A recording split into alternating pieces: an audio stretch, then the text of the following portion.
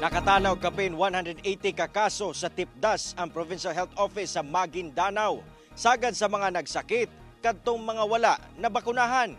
Ano ang report ni Abby Caballero?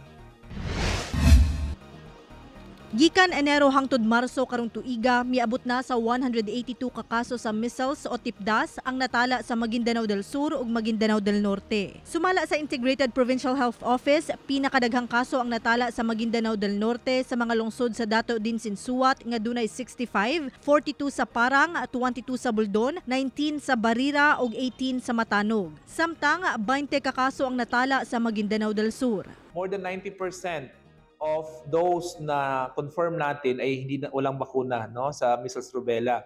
Busa mas gipakusgan karon sa IPHO ang ilang immunization program batok tipdas. Gikan niadtong April 1 hangtod April 10, target sa IPHO nga mabakunahan ang kapin 400,000 ka residente sa ilang probinsya. Matud pa, vaccine hesitancy ang usa sa nakit-ang problema sa IPHO. Busa tutukan nila ang house-to-house vaccination campaign. Nung napansin natin na lumalaki, talagang kinalambag natin yung ating surveillance.